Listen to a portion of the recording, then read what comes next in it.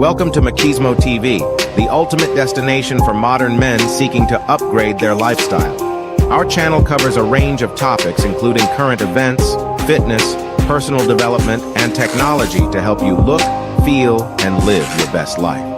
Tune in for actionable advice and engaging discussions.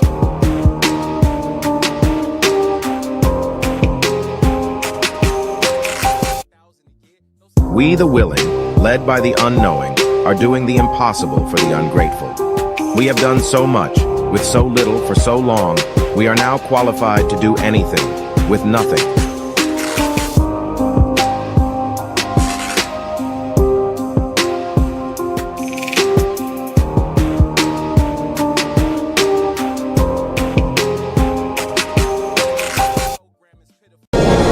So join up. Do your part. There's a long war ahead, and we need you. So join up. Do your part. There's a long war ahead, and we need you. Have you any idea how successful censorship is on TV? Don't know the answer? Successful, isn't it? Have you any idea how successful censorship is on TV? Don't know the answer? Successful, isn't it?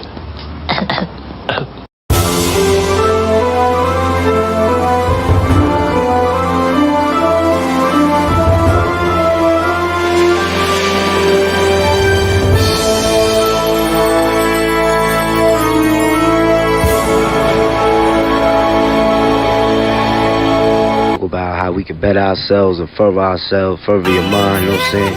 How you gon' wear my trust on the last one? Let's be clear, this is How you gon' be no love when the bag don't sleep? invasion. Deep, crash your feelings in the middle of the street. When you was at your lowest, tell me where the hoes was at. When you was at your lowest, tell me where the bros was at. 3:30 in the morning, scroll through the call up. Ain't nobody but the mirror looking for the fall off. I love when you count me out. I love when you count me out. I love when you count me out. I love when you count me out. My name is in your mouth. Alright, might be about you.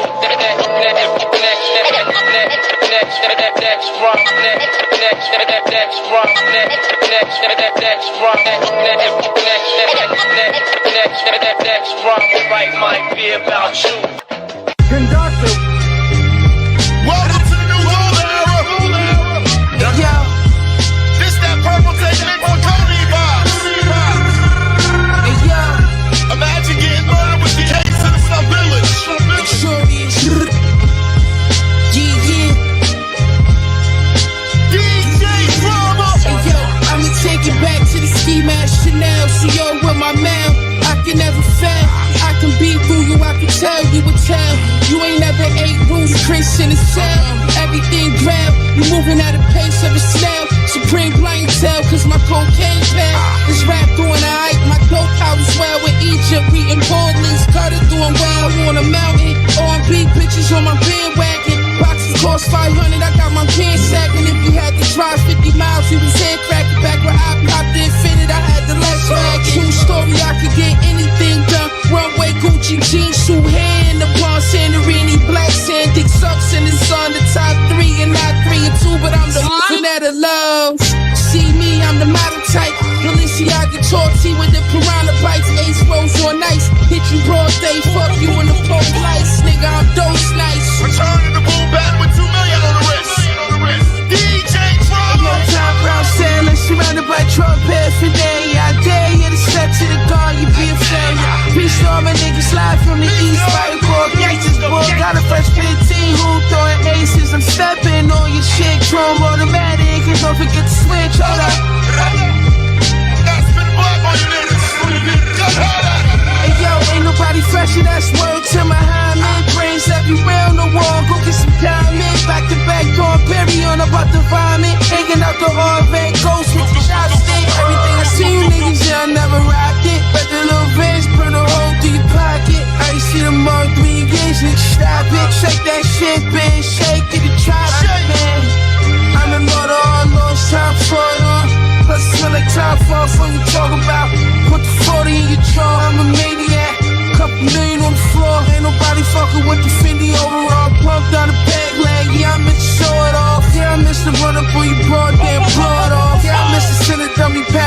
throw 'em off. Gangsta, Brazil. Shootouts every day. Niggas don't dance no more. All they do is this.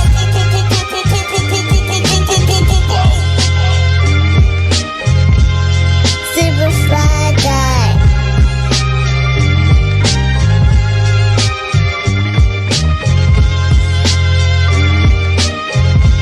Shootouts every day. Niggas don't dance no more. All they do is this.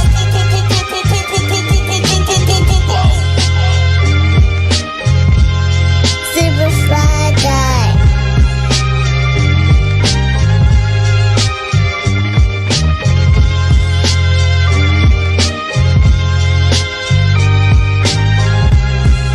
There's more, because you are going to see it as well. Yes, it. Yes, it. Yes, namely, the Max syndrome story. There's more, because you are going to see it as well. Yes, it. Yes, it. Yes, namely, the Max syndrome story. There is no nobility in poverty. I've been a rich man and She's got power to spare. Big approach, running dead center. Watch the power. She's flying. Huge ball. Oh my. Table's breaking. Look out. Get down. She finishes the twist. She's in the debris. Medics to the... Oh, damn. As long as attractive men want me, and they do. C'est la vie.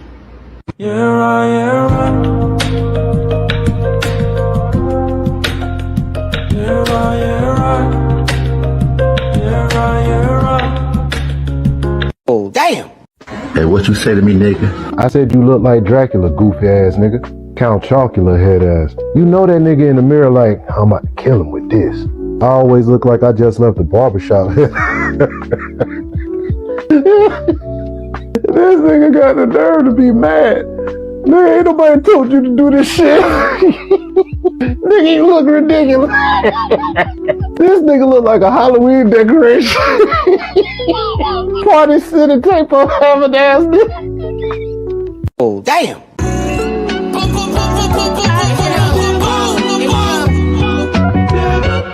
Super fly guy. Hey yo, on Rodeo, Rolls Royce, roof retracted. Rugalay on the Mississippi, lap relaxing. Rich through a Von Cleef party.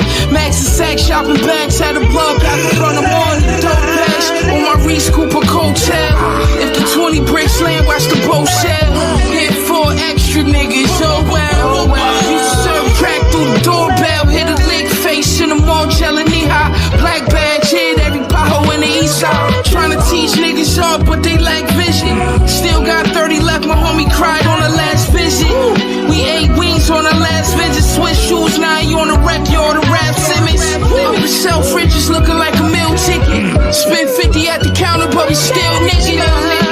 About to go and buy a lid. Wrist crank, kick, Miller, Jackie Chan. Texas Storm, Balenciaga, Afghanistan.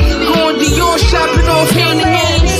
Bulletproof vest, Tasha Nakamoto. Kept the X running, shot the nigga black, I'm solo. Daytona Row, Easy Tools Roho. Money good, $500,000 Chanel hobo.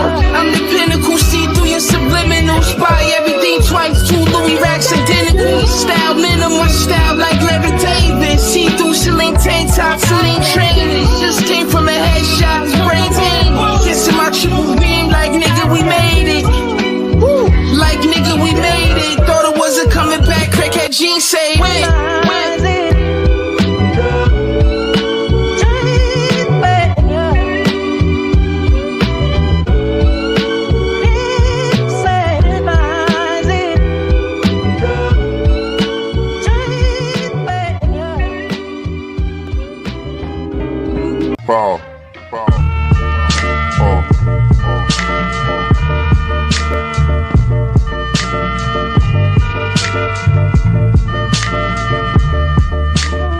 Mad liberator, death operator, rock the data, amazing flavor. Yo, the way I feel, it's Sometimes it's too hard to sit still. Things are so passionate, times are so real. Sometimes I try to chill, mellow down, blow a smoke. A smile on my face, but it's really no joke. You feel it in the street that people breathe without hope. Oh, damn! Niggas ain't fucking with me, man. On decorations. But the white boys had told all them French gals that we had tails. Then they found this ignorant colored soldier. Paid him to tie a tail to his ass and run around half naked making monkey sounds. They put him on a big round table in the Cafe Napoleon. Put a reed in his hand, crown on his head, blanket on his shoulders, and made him eat bananas in front of all them Frenchies. Oh, the white boys danced that night. Passed out leaflets with that boy's picture on it. Called him Moonshine, King of the Monkeys. And when we slit his throat, you know that fool asked us what he had done wrong.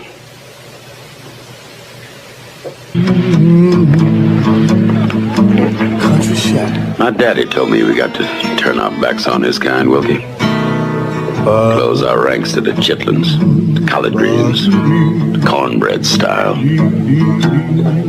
We are men, soldiers, and I don't intend for our race to be cheated out of its place of honor and respect in this war. The pupils burn from the gaze of the sunlight. Trying to go legit this time with no gunfight. Straight flights to Ghana. My man got the gold connect. Bow-legged dude with chicks on deck. He got Navy sailors moving in crypto specs. Made that Hummer sound like a discotheque. His brother Stan blew off his own hand. He's in the mausoleums. Couldn't show his wrist back on. It's in the Coliseum. The monster's out. Straight down in the Opera House. Scorpion pendant, red stone in the lobster mouth. Diamonds embroidered in the Chinaware. Speaking through Tesla phones, tucked behind the ear, Snow White Royce, guts red with lasagna chairs. Scarface party was raw with mad lines in there. Everybody holding, rock wallets, mad nines in there. Hitters with gold fronts frontin', was the concierge. 50 years of hip hop, New York is the mascot. City is the backdrop. One more, you can holler at me. You can holler at me. That I gotta be the best of them all. That's just cut and dried. I'm the best. Whether you like it or not, you're looking at, the greatest, the best looking man, the best dressed man. Long limousines, jet airplanes, custom made clothes, and any woman in the world I want, just like that. You know what? Let's face it, if you're not carrying the big gold, you're second best no matter what you tell yourself. So gear up, ladies and gentlemen. Get used to it. Who you're looking at, the man. The almighty, the legendary Westside. Apollo be thy name, Fly God himself. You're looking at the man.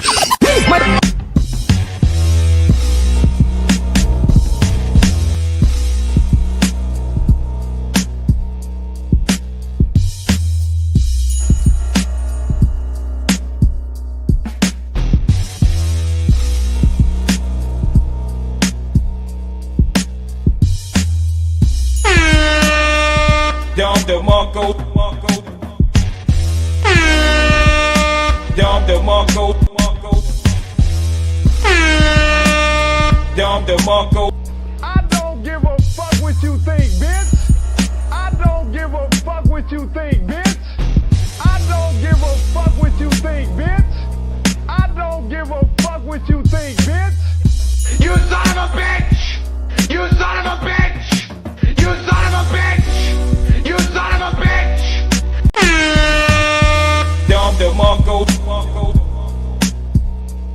You're now rocking with the hottest DJ. With the hottest DJ. Dropping banger after banger. Bring it on now!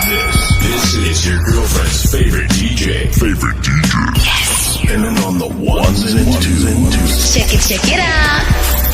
The dopest beats are ready. Testing speakers. 1 2 1 2 1 2 1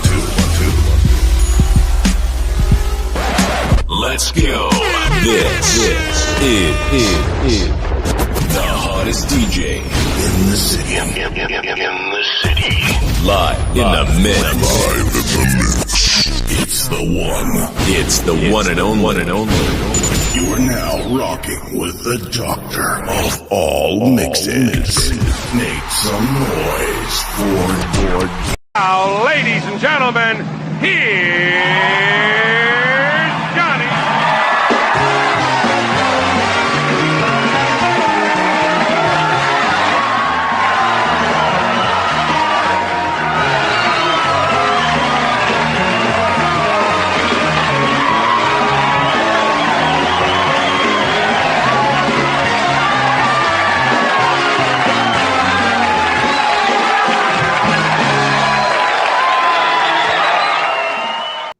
Show will begin now.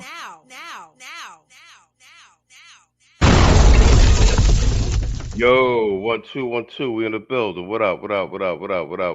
Happening, Joe. What's happening, man? Yo, let me get a sound check. Damn, where's Saul?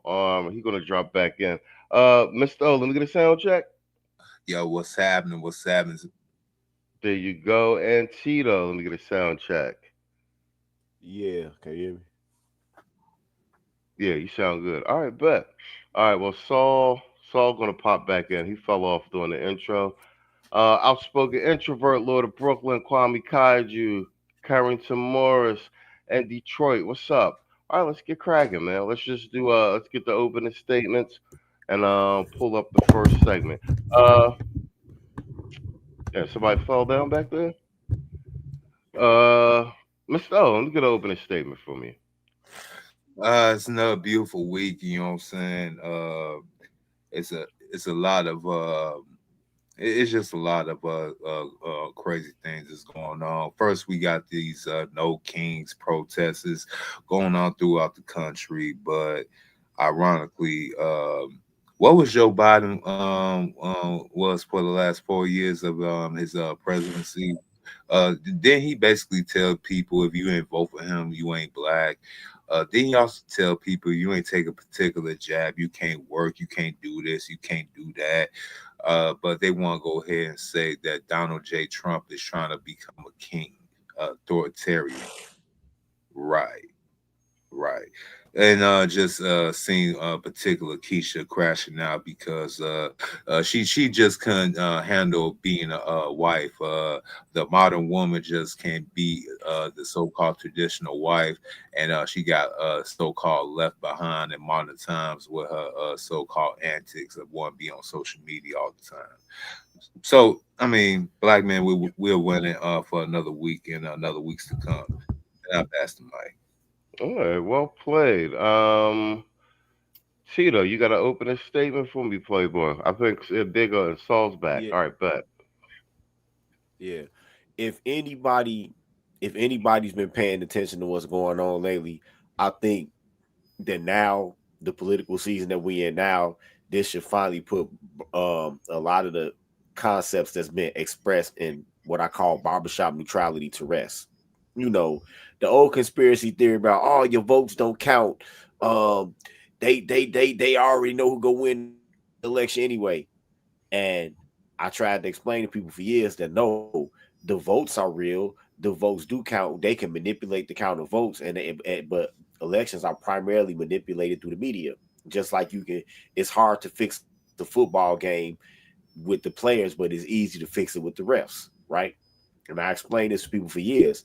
Now you get to see that what I was saying was right, because you wouldn't be seeing all of this shit happening right now if all presidents were just automatically pre-selected, right? Pre-selected and automatically were going to win, and then the voting process was fake.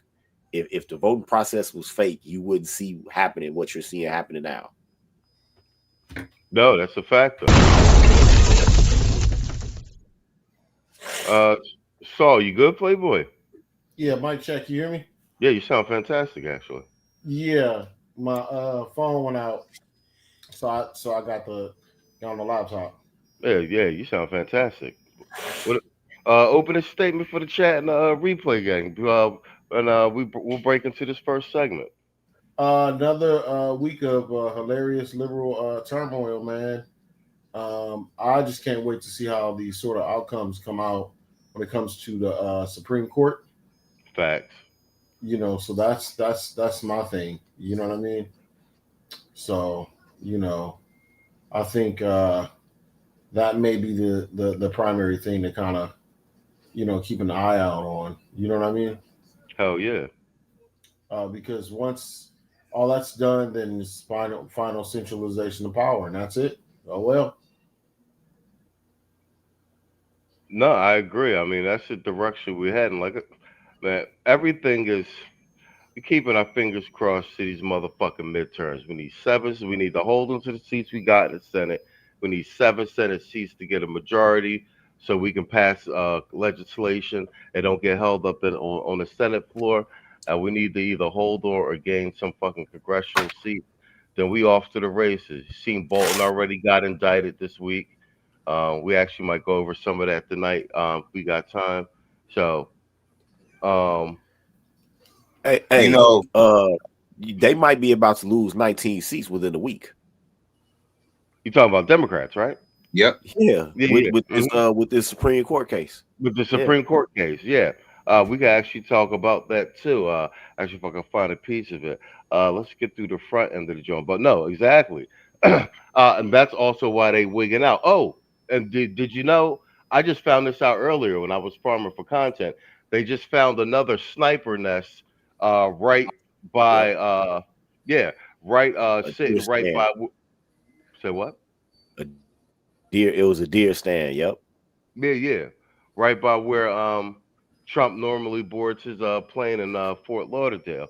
I think these people, it's a lot of inside work going on that everybody conveniently know where this motherfucker is at all times. You know what I'm saying? Now, my thing is though, you know, it's been a lot of pro-black and the blacks trying to gaslight the so-called people that want to go ahead and talk about the red pill, medicine pill, or want to talk about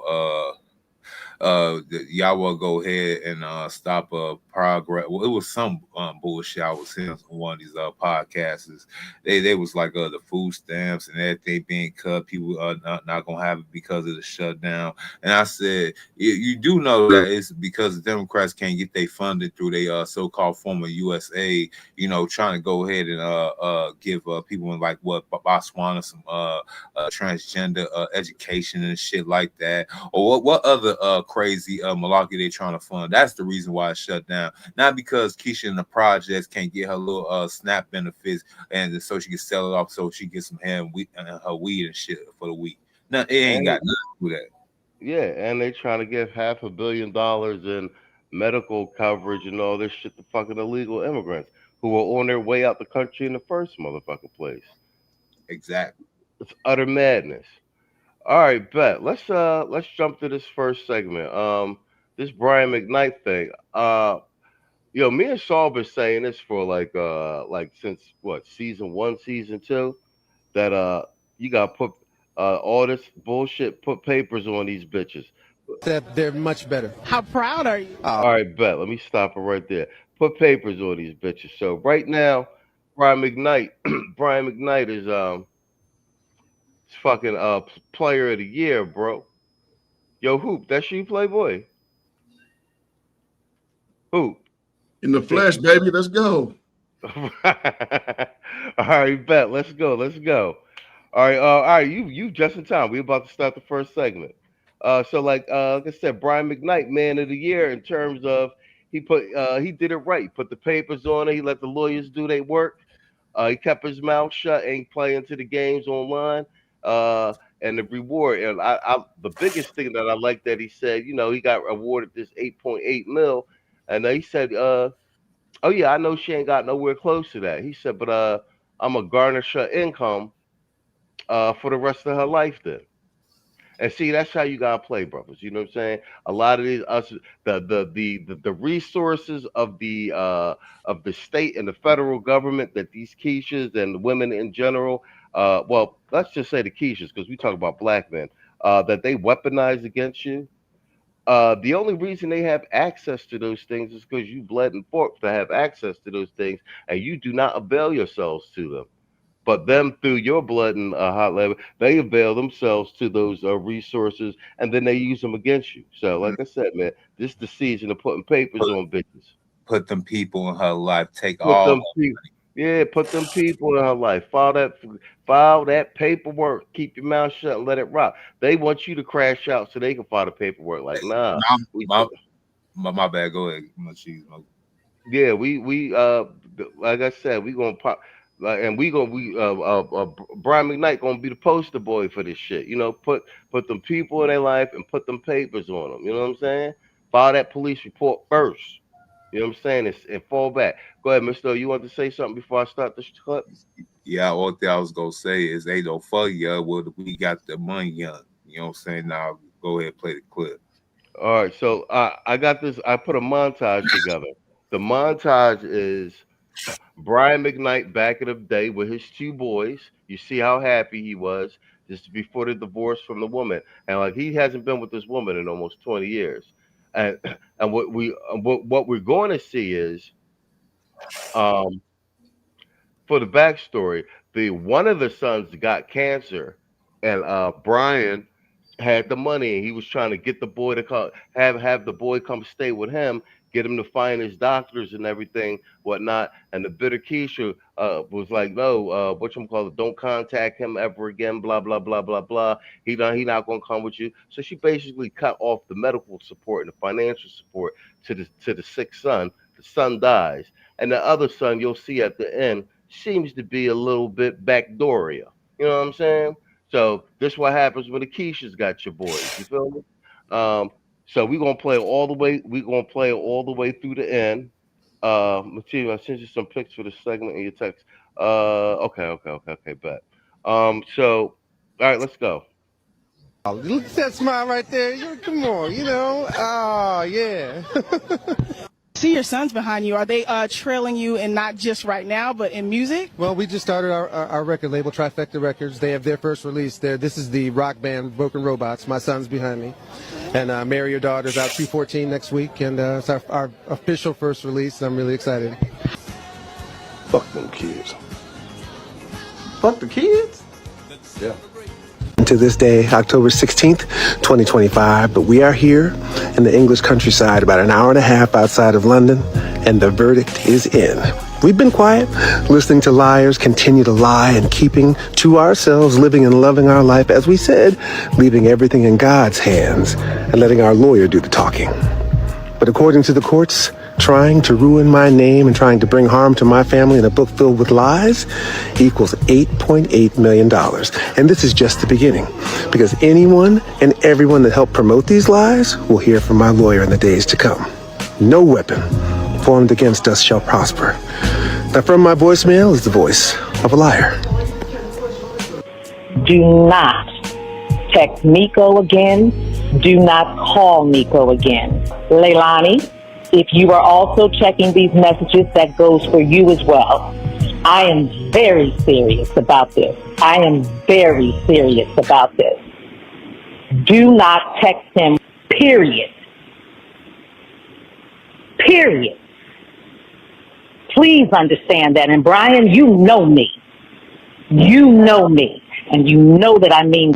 And this is why the son is sick with cancer. And after he's already offered to have the son come over and stay with him, and he'll get him the best doctors and everything and all the in-home treatment. She called and told him, don't contact the son. And this is the actual voicemail. He saved it all these years. Fuck them kids. Fuck the kids? Yeah. I've tried.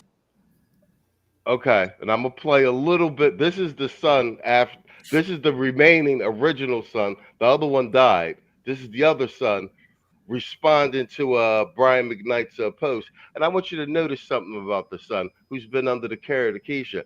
And Saul, I got, you know, me and you, we got this theory about the bitter Keisha, what they do to the sons despite the father.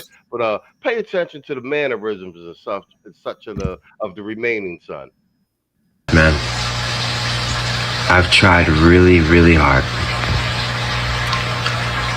to not touch on the kid. to let it go, to be the bigger person, to be mature, to be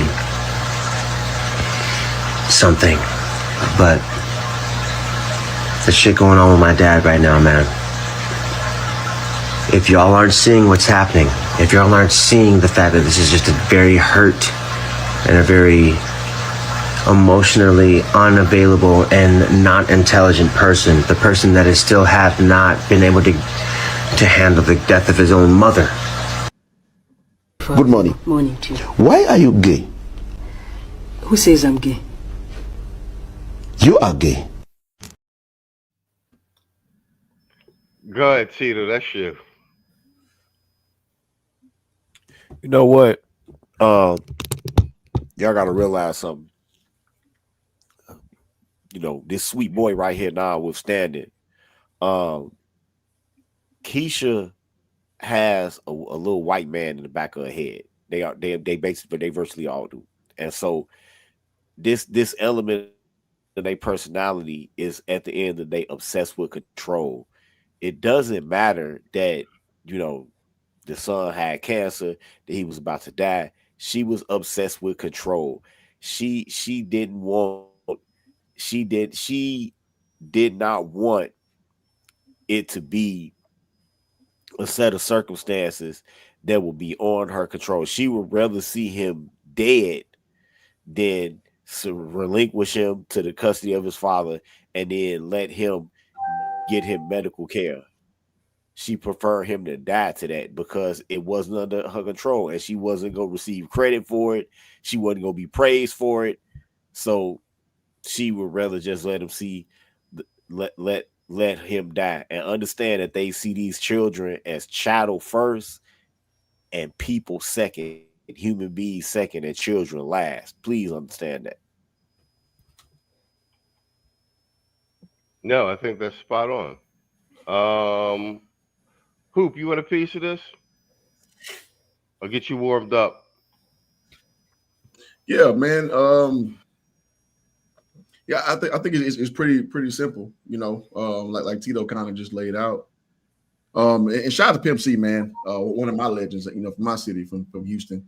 Man, he's saying like wicked women using children to live on, want to hurt and try to hate because she know the thrill is gone. That's all this shit is, man.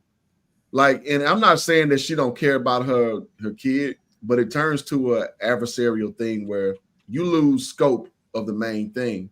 And that's a lot of women that, man, they struggle keeping the main thing because they get caught in these petty battles to try to look pious, to look, you know, to be the person who is right in a situation instead of doing what's right, no matter what the cost is. And I think that's what separates men and women. And this is just no different than, you know, that. So, you know, it's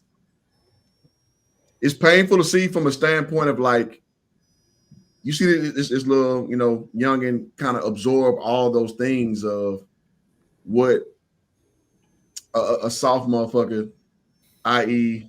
gay motherfucker, absorb, like all these talking points. Like he's a bitter baby mama. Exactly. Bro. If you change the voice and made a woman voice, it's all the same talking points. And you guys gotta keep in mind, Brian was spending bread on these boys, guys. Come on, man. Even after he divorced the mother, he was a good, like, they got it all documented. He was a good, once he married that Hawaiian joint, you know, the boys broke into the home, vandalized his home, and cut up his wedding pictures and shit, and put the wedding picture of who, like, what boys do that? That's the mama in their ear, and it escalated from there. You see what I'm saying? See?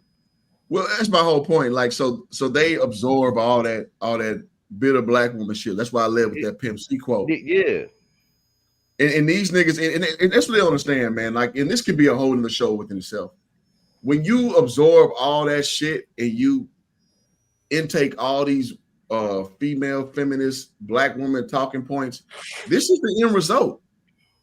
This is the final boss of all that shit. So all this, you know, cancer aside, all the things that you you basically are in a position where you are the subservient person to fucking Brian McKnight. Let's be for real here. One of the most prominent figures in the R&B scene, especially if we talking 90s, early 2000s, right? Yeah, I mean, since 1993, my nigga. Exactly. So this broad who's nobody, who you just flatbacked, right? And you done gave him some offspring. You think you're on the same level as this dude. And I'm sorry, man. You're just not. So, but when you feed your kids all this shit, and I say this too because my parents divorced in 6th grade, and it was a little point where I started to absorb some of my mom's narratives.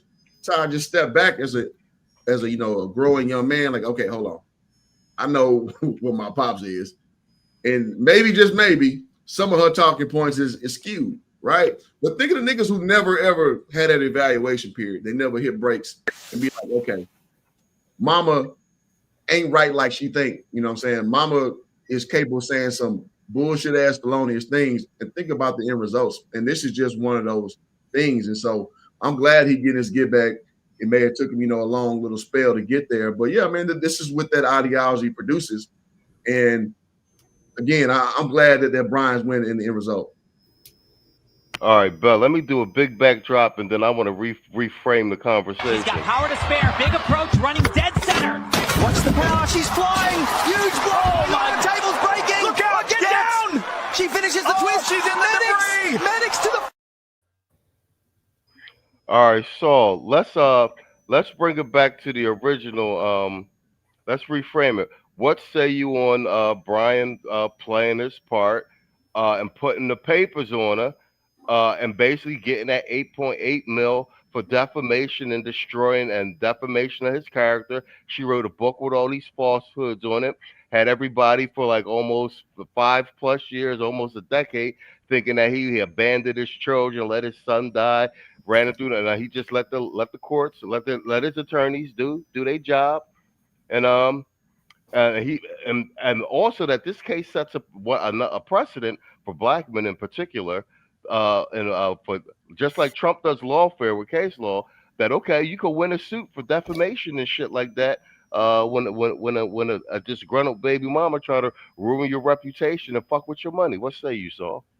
I say first things first, man. A lot of brothers get kind of hung up on involving themselves with law enforcement in general.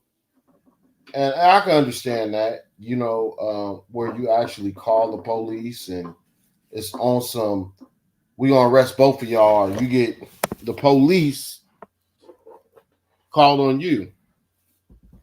The minute a bitch shows her hand, you ain't got to press charges. Go down to the police station and actually get a police report filed. Think of that as your insurance, right? I had a situation where I almost lost my professional license due to lies and bullshit. Had I not did what I needed to do, I'd have been in some shit. Now, here's the thing, man. I'm gonna tell you like this. Like, we have these hangups on, applying street code sometimes to these chicks. Like, I ain't gonna snitch on the bitch, or you think that it'll just go away, by just letting it die down. It's not gonna go away. These bitches will plot, especially if they see you with somebody else.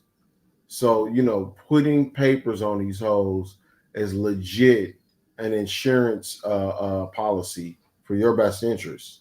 I mean, don't let anybody say anything else, truthfully. And that's where I land my plane. Oh yeah, Mr. O. Piggyback on the Saul shit, like about this is the season of putting papers on bitches. Like, we need to make that shit popular. All that, I ain't gonna call the cops, I ain't gonna press charges, no press charges. You know what I'm saying? AC been doing all these crash out videos and telling brothers to press charges. She put her hands on you. She do. Nah, file that paperwork, man. Let the system work for you. Yo, put them people in her life. I mean, ain't no fun young when you go ahead and get her money young. If this was the reverse, this would have been a hot topic, the trending topic for all these quiches with all these social media platforms. They were blowing this up with which they is right now, but they're doing the reverse narrative. They trying to cancel Brian McKnight and trying to say any black man that think this is so-called a victory, that think putting your so-called ex-wife, your baby mother in this predicament, but even though she put herself on blast with this whole entire shit, if you putting her on blast and trying to take money from her, you're a bad man, you're a bad dad. And I say, you know what, look, it's about time. You see, you destroyed his legacy right here on the screen. What woman's gonna take Brian McKnight Jr. right here seriously and want to carry on the McKnight name? I'll wait. Second of all, we have seen through all the years how they want to portray the black father. You know, he's either there, but he's not really there. He's abusive. He's not doing anything. Or if he's not there, he's just a deadbeat. He don't want to spend time with us. Mainly, he ain't trying to take care of the house that I put him out of. So we needed this victory. And shout out to Brian McKnight. It's a tragic situation. He had lost one of his sons, but his situation is a highlight and a victory for all black men across the board. And I pass the mic. All right, well played. I was gonna let some more the tail end of this play out so we can hear this what this goofy saying. Cause I just want to double down on we be talking about this the parental alienation, and I think this Brian McKnight story highlights all of a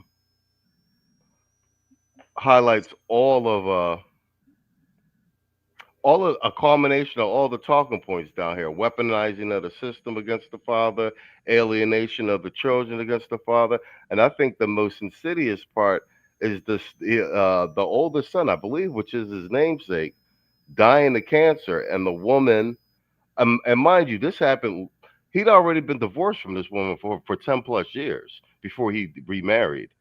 And the son is dying, and she basically steps in the way and she refuses to allow the father to spend his extensive resources to either give him a better quality of life toward the end of his life or extend his life,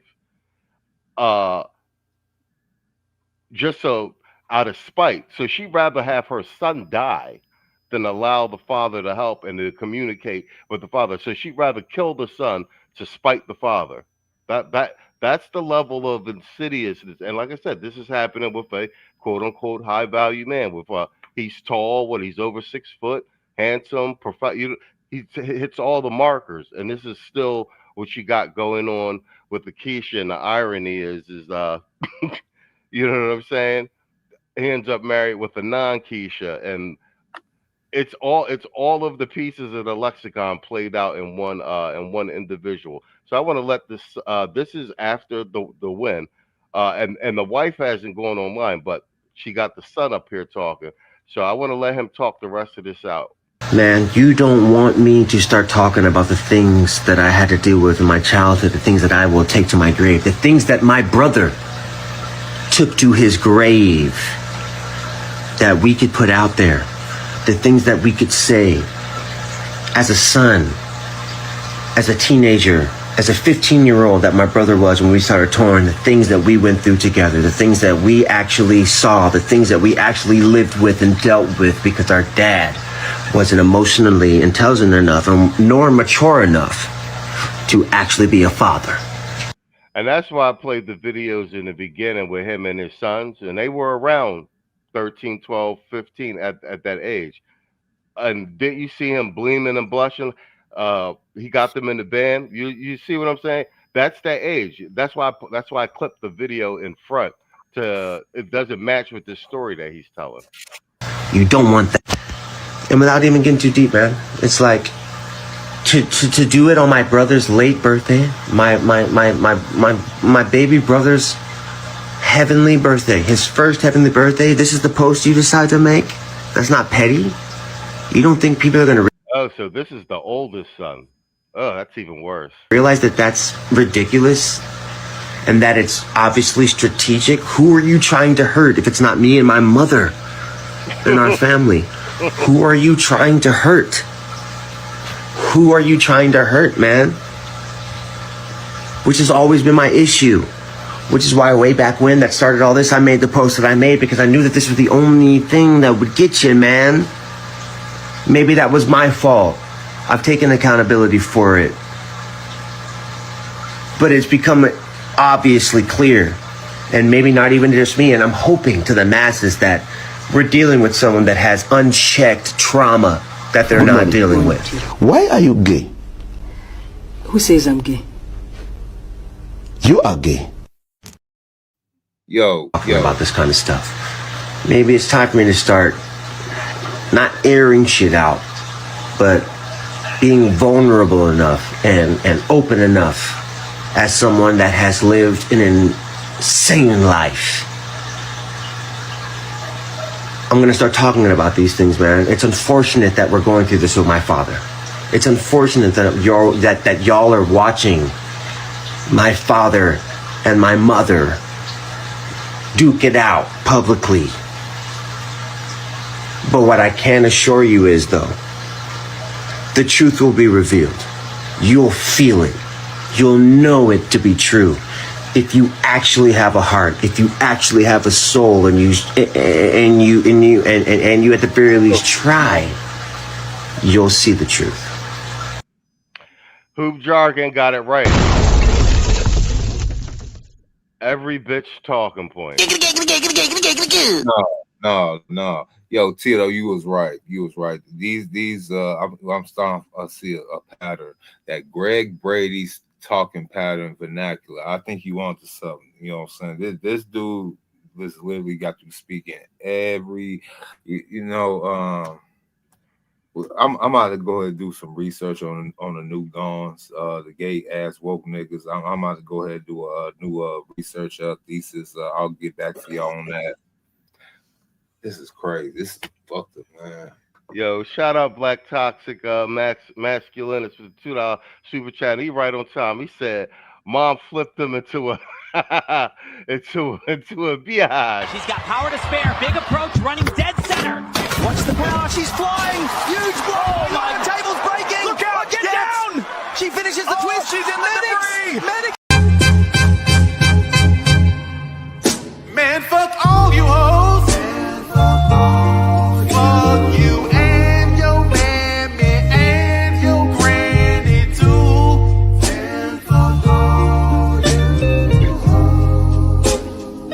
I'm sick of this shit. Fuck all you hoes. Don't give a damn, bitch, what you wanna do.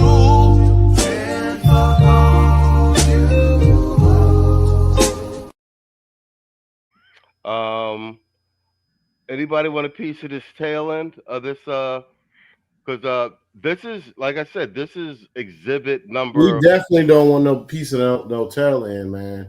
Wow, yeah, my bang. All right, no Diddy. My bad. Hold on, gong for me. I ain't even catch that. No. Hey, y'all chill, man. You're an Eagles fan, man. Relax. Don't do it to yourself. I control the board. No, don't do it. Well, yeah, but flag on the play. I can't even say anybody would piggyback on that. But my point being, this is a complete real life case study of. So he had two boys. This is his oldest. The youngest died of cancer. So she rather the youngest die than get the help from the father, and then turned the oldest into Backdoria, and that's why he removed his namesake from this one and gave it to his new son. Which I always say, I've been saying this, like that's nothing new. Like motherfuckers being like, I disown you, you're not my son anymore, I'll start a new family. Men have been doing that since the Bible, bro. You know what I'm saying? And maybe we need to bring some of that back. But anybody want some commentary on this before we close this segment out? Yeah, guys definitely need to bring that back. I will never understand the fool's errand of paying hundreds of thousands of dollars in legal fees and messing up your health with stress and agonizing over a set of kids that when you can just go have some more. I will never understand why guys do that. The money that you spend trying to hire lawyers and shit, you could have easily put that towards a whole other family. No, that's a whole factor. Guys, and guys don't get it. They are still but the reason that niggas do it, the reason that black men do it is because of our deep and pathological need for validation. Guys fight these legal battles. It is part of them that want to see these kids again, but mostly it's because they can, I fought for my kids and I lost the legal battle. They just want to be able to say, so they want to be Don Quixote tilting their fucking windmills, just to say that they was a good guy, that they wasn't a deadbeat. No, I'm a double down on what you said, because bro, I'm old enough. I'm from the time where disowning motherfuckers was a real thing. Like, motherfuckers would tell you, don't embarrass this family, we will disown. I was in elementary school, girls was getting disowned. Girls was getting disowned for getting pregnant and stuff like. And then when I went to university, around all, because it still happens, around all these rich trust fund kids, bro, that shit is real shit. And whether it was a girl or a guy, I've been in many conversations, you dealing with a chick or whatever, and a chick will tell you straight up, oh, I can't do that. My parents will cut me off the will. I can't do that. They'll disown me. Like, you know what I'm saying? Like, like, we can fuck, but like, I can't be seen with you as my boyfriend. My father disowned me. You know what I'm saying? And these motherfuckers come from money. And guys, certain shit would be happening, and then dudes be like, oh no, I can't do that, or like doing drugs and stuff. Oh no, it's written in my trust fund. They'll cut me out of my trust fund. Like, the people with money, they regulate their kids with that shit. And so I'm in college, so you got to imagine, we're like, what, 17, 18? So that means like high school, 15, 16, their parents are telling them, like, you do this, or this, we're going to fucking disown you. Like, you know what I'm saying? No money for you, figure it out. You know what I'm saying? So that shit is still standard in certain classes, social classes and echelons. Anybody else want to not piece of that? Everybody want to get know why, right? It starts with the boomers. The boomers, the ones that did that whole Summer of Love, Woodstock, all that free love and cocaine, and what was that place called? Club 66, whatever that shit was. Studio 54. Studio 54, that's what it was. So when the 80s came around, they were getting to their Reagan, they want to be all classy and bureaucratic yuppies and shit like that. They don't want to go ahead and be judged for their so-called antics. So and this go for the black folks too. Y'all's not cut out of this. Y'all don't want to be judged, but y'all so-called debaucherous and sexcapade antics. So y'all be like, don't disown him, don't disown her. You know what I'm saying? You supposed to love them all, no matter what. All that other bull crap, especially but that throwing motherfuckers out, that shit was common in black families too, bro. That shit was common.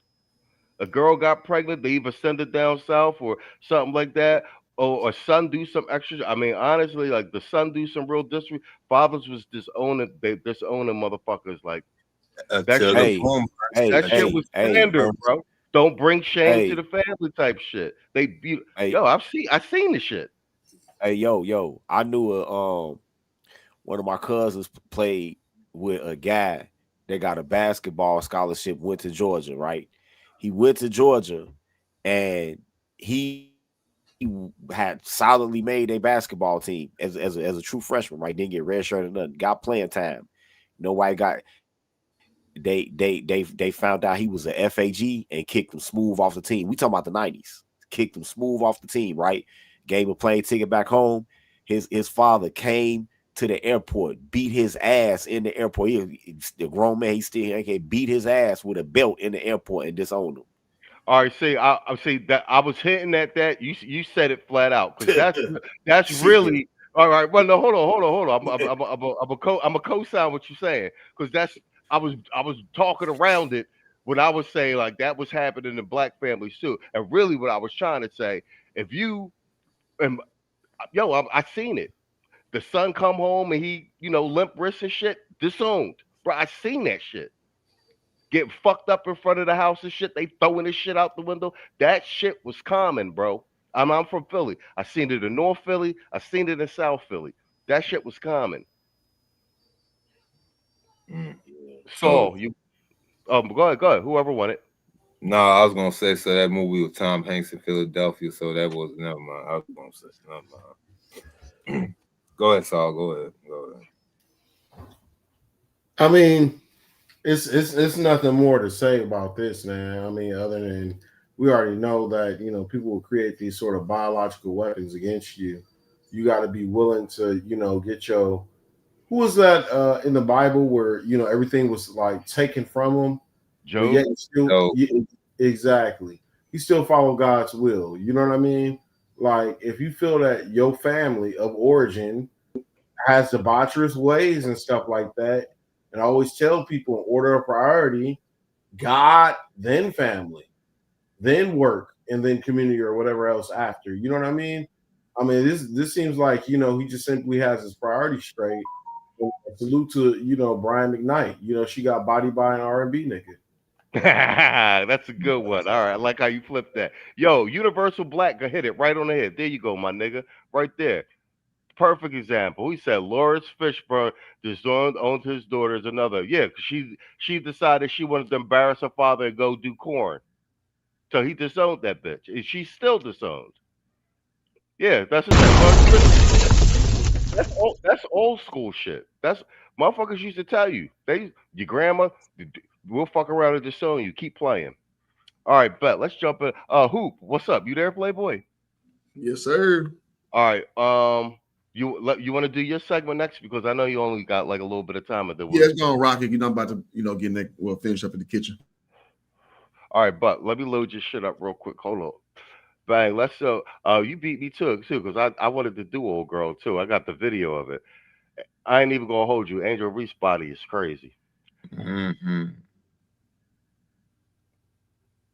Nigga, don't get a game up too early, nigga. Go, I got it on the screen, and I'm gonna load your background too. But go ahead, it's all yours, Playboy.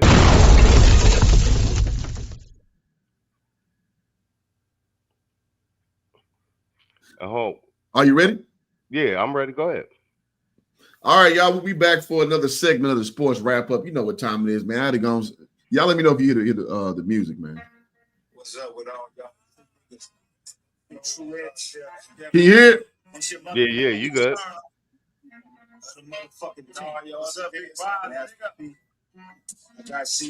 All right, man. I had to start off with my Master P intro, man. If y'all don't know what's going down, the verse is coming back, man. No Limit versus Cash Money.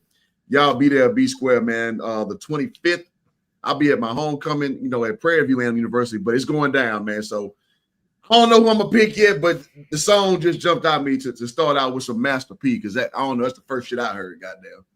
All right, so we're gonna start off with some sports, man. We're gonna start off with the WNBA.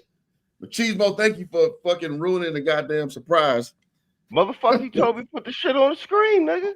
I said, nigga, you gotta wait. All right, well, hold on. Bang. Let me just get that out of there. My man. You gotta cue me up in the back, nigga. All right, no, my bad. Go ahead. No, because I was gonna start off talking about like the. Is the thing playing? Yeah, go ahead. You good. Go. Yeah. I was gonna act like I'm talking about the WNBA finals and shit, but I was gonna bring this shit up. So, but yeah, we're gonna start off. Go ahead. So no, it's all you. Go ahead. Okay. So listen, man, the Aces won the championship. Yeah, I guess. But we're gonna talk about the real stars of the show, which is one Angel Reese and one I'm gonna keep her secret right now. But go ahead and drop it right now. The Victoria's Secret. Listen, this is the biggest story of the WNBA.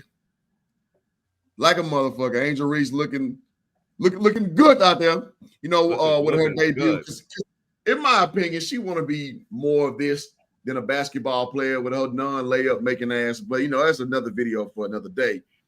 But another star of the show is a ex-WNBA player, i.e., a star of the show. That's one Miss Kaiser Gundesry.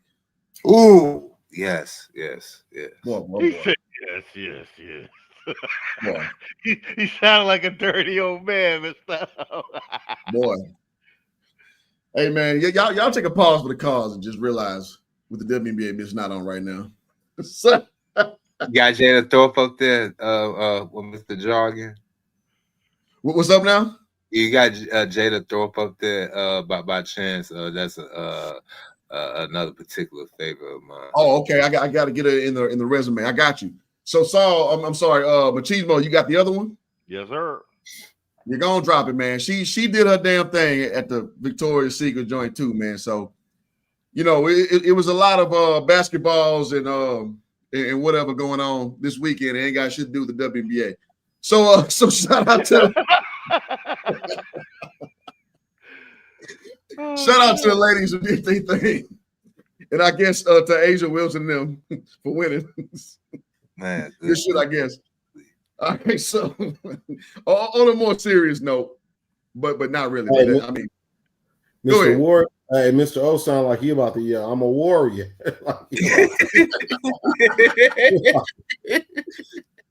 I mean, low key, I can stop the sports section right there with that shit right there. I think that'll carry it by another 5 minutes by itself. Man, I ain't even gonna hold you. I seen Angel Reese walk the John. Yo, yeah. She looked like an oaf on the court, but walking with her, the bitch's body is crazy, bro. Yep. Hey, you know she's really a pretty girl without makeup and everything. She got nice hair. All that weave and shit. She got soft, curly, like little hair and shit. Yeah, I mean, she pretty listen, without man. makeup. She pretty without makeup. She a good looking girl, bro. And I like them tall. God damn. 6'3", can you climb that tree, Mr. Machismo TV? 6'3", a little tall for me. Like I crack out at like 6'6'1", but you know what I'm saying. But But I work for the cause for this one. I take one for the team though, for this one. Well, Kaza's 5'9", so you can jump down with that one, big dog. Yeah, I like her, boy. Woo. There you go. Well, I'm 6'7", so you know I'm cool with either one. Just saying. yeah, you good either way. Just saying. All right, so you know, on a more serious tip, you know what I'm saying, because you know, I can go this all day. I could just we could just you know what? Fuck it. We need to have a March Madness bracket with the baddest hoe who play sports and we just go one show and just bust it down. Who the baddest of them all? It's Chris Gerzin. I can't never pronounce that fine ass shit. Desiree. Yes, you know what I'm saying. Who's the pretty blonde who look? Yeah, who's the pretty blonde that looked like Cameron Diaz? That bitch is bad. Cameron Brink. Yeah, that bitch is bad. Yeah, I ain't a white girl like her like that, but if I did, I definitely would go that direction. That's the damn show. It's always the one that say they ain't is, but you know, go ahead. I'm fucking with you. I ain't said I wouldn't. Y'all better get down with this Neapolitan lifestyle. You know what I'm saying? You gotta get one chick that's chocolate, one girl that's vanilla, because they both got pink in between them. So y'all gotta get down to this Neapolitan lifestyle. Right here. They both got pink in the middle. So I'm sorry, man. I derailed the sports wrap up. All right, what you got, Saul? I got a question for you, Hoop. Yeah. So we got kind of a prediction over here. Okay. It's I'm just gonna mention the LA Dodgers, and I think the fellas know where I'm going with this. Okay. You in LA, I'm in LA. Who's the LA Dodgers' biggest fan base? Beskins. Oh, okay. Do you think it was a coincidence that they're birthed in the World Series? By virtue of what you talking about, like the Asian joint? Oh no, not even that. Where I'm pointing to is the political climate. Yeah, I ain't even my mind wouldn't even go in that direction. Ain't that a bitch? That's interesting. All right, I ain't entertain that. Yeah, I'm sorry, man. He said derail my ass is long overdue. I know, right? So, fuck it, man. It might just be the bad bitches of sports wrap up every week. So I don't know, man. Y'all dictate the actions, man. The top 10. Hey, that's a bad motherfucker, man. I'm sorry. We're gonna have to add we gonna have to add Tito's soundboard drop, bro. We do that. I was waiting for Tito to do it. Fuck it. He probably got it ready. For Kaiser, man, hey, it is what it is, dog. Yes, it's a lot of simping going on this panel right now, but you know, we gotta take one for the team. Hey, it is what it is, baby. All right, so getting back to it, get back to it. What you got, Tito? No, I said that was me. I said it definitely is. I know you're gonna play it in the background, but tonight it's understandable. Goddamn. Yeah, man. Hey, listen, dog. There's some good looking bitches, and then there's that. I mean, hey, listen, man. I don't make the rules, dog. I just report the news. All right, so what's going forward? We had some good football games this week. God damn it. That picture distracted the fuck out of me. All right, so we had some good football games going down this week, man. If you guys have not been checking it out, man, Miami dropped a big one to Louisville, man, 21-24. Carson Beck is looking like that check is bouncing, man. So the number 2 team losing to an unranked is unheard of. In Nebraska, back in dough, as they say, you know, where I'm from, number 25 loses, you know, with great value, Johnny Manziel. No, I'm sorry, great value, Pat Mahomes loses 24-6 to the Minnesota Gophers. That's just tough. You can't take it out like that. I seen what you did there with that Manziel. That's my boy, man. That's a wild dude. All right, so Ohio State handles business over Wisconsin 34-0. Michigan State losing to Indiana, man. Shout out to Indiana, man. Number 3 seed is doing the damn thing. 38-13. And shout out, listen, man, I'm a UT fan, but shout out to Texas A&M finally getting their shit right. Because if you guys don't know, them oil money pockets are deep out there in College Station, Texas, winning over Arkansas 45-42 on the road, which is unranked, but those kind of games tend to be your trap games. Going down the roster, we got Ole Miss losing to Georgia 43-35. And listen, I gotta say, man, the Big Ten and the SEC, boy, got the thing on lock this year. So going down the list, we got Tennessee losing to Alabama. Yeah, that Alabama we ain't heard from forever. 37-20. Texas Tech losing in that Cinderella season so far in the Big 12, which, you know, ain't no defense over there. Losing to Arizona State 26-22. Oregon rolling over Rutgers 56-10. You know, niggas in the East Coast can't play no goddamn football. It is what it is. Argue with your mama. LSU losing to Vanderbilt for the first time, for I understand, in 30 years, 31-24. Losing on the road to Vandy. All right, another noteworthy game is Oklahoma beating South Carolina 26-7. And listen, my team, UT, played like booty cheeks, but they beat Kentucky on the road 16-13 in overtime. And listen, I gotta say, man, my guy Arch Manning is looking like ASS, man, and he's supposed to be from the Manning legacy. He is not looking great, man, but they did pull out the dub. Listen, at the end of the day, you know, in the SEC, win in advance. And finally, Cincinnati beating the brakes off of Oklahoma State at 49-17. So those round out some of our most noteworthy games. And I got to say, too, shout out to my Prairie View A&M Panthers in the HBCU sector, winning 24-3 over the Southern Jaguars on their homecoming.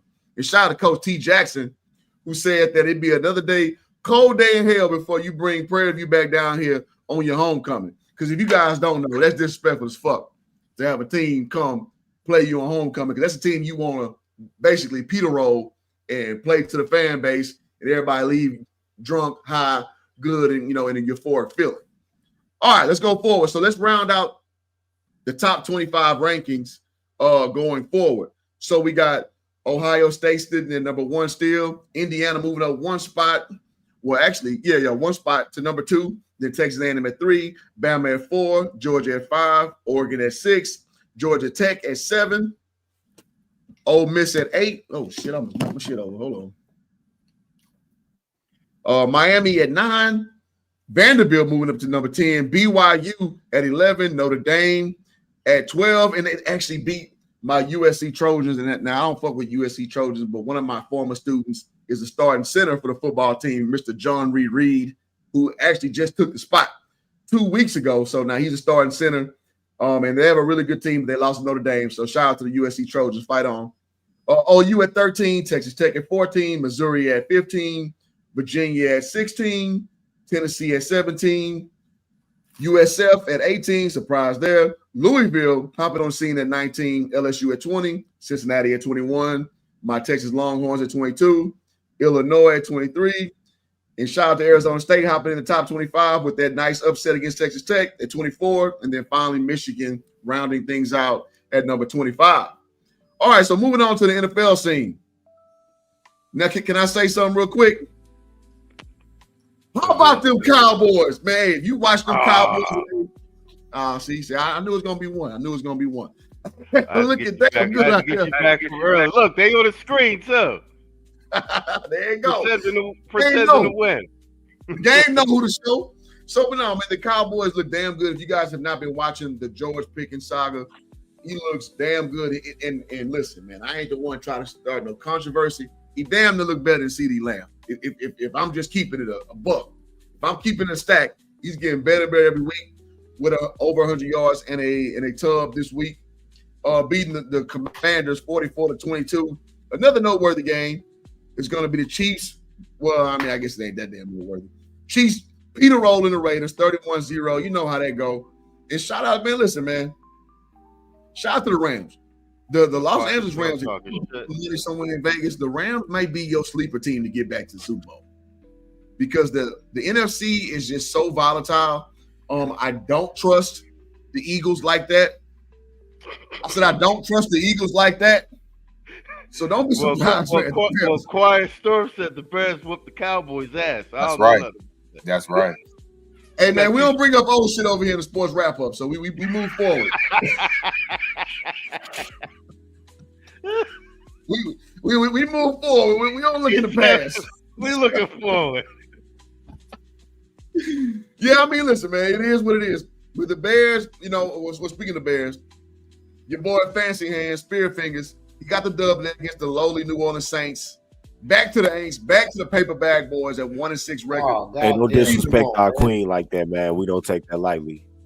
What happened? No disrespect our queen like that. We don't take that lightly, man. Caleb, that's fucked up. Yeah, Queen Caleb. Huh? Yeah, I know they're talking about my Saints probably. Are you talking about the Saints? I thought you were talking about Caleb Williams. No. I mean, you know, both of them queens anyway. But all right. Yeah, that's what I'm talking about. Don't disrespect our queen like that, man. Boys, the Rufus out here. So shout out to the Bears, man. Another dub, 4-2, beating the New Orleans Aints, getting back to it. Man, I love it every second of this because ain't nothing who dogging hate more than a New Orleans Saint fan who acting like that one championship under Drew Brees erases 5 decades of trash. Just saying. Moving forward. You know, I'm from Houston, man. So damn. Yeah, fuck that. All right, so in short verse, that's what I mean. Go ahead. What you got? No, that's all you. Go ahead. That's so funny. Damn. Shout out to the fucking Jets losing again. 0-7. Listen, man, I take no pleasure in that, man. Aaron Glenn is the head coach, brother, from Houston. He went to my rival school, Nimitz High School, same school Brittany Griner went to. And Nimitz put motherfuckers in the pros, and Aaron Glenn is Aaron Glenn's just doing horrible right now, man. I hate it for him, but same time, fuck them niggas too. All right, so shout out to the Broncos. Bo Nix is leading this. Listen, I can't name 3 niggas on the Broncos team, but they are getting it done week after week after week with a thriller, 33-32 over the Giants, who got like 16 quarterbacks, man. So, you know, I guess they still trying to figure that out. Shout out to the Packers pulling out late. Me and my coworker watched that one, beating the backup Cardinals. They had your boy Jacoby Brissett out there on his 30-15 out of 32 teams possible. Winning 27-23. And shout out to also the 49ers pulling out a nice dub, 20-10 over the streaking. We don't know who they are quite yet, Atlanta Falcons, but they are doing it in the Eagles won today. Moving forward to the hey, wait. Repeat that last part again, Hoop. The Vikings lost today. Didn't you say something before that about the Eagles? The Vikings played against a green team today. 28-22. No, man, listen, man. Shout out to the Eagles. Jalen Hurts with his old noodle ass arm threw for over 50 yards today. Y'all, real talk. Hey, y'all need to the punk competition. Bro. Yo, this nigga would come in third place with 8th graders. Yo, when you come up here and do the sports and the Cowboys is trash, I'll say shit. Yo, hey man, who segment is it? Mine or yours? Hater. It's mine or yours? Hey, look. Let me. You know what? Let me just go ahead and start the damn pot. You know, I suspect that there's an SEC bias anyway. All right, go ahead. I mean, I said my piece. I said. All right, nigga. I see what you're doing.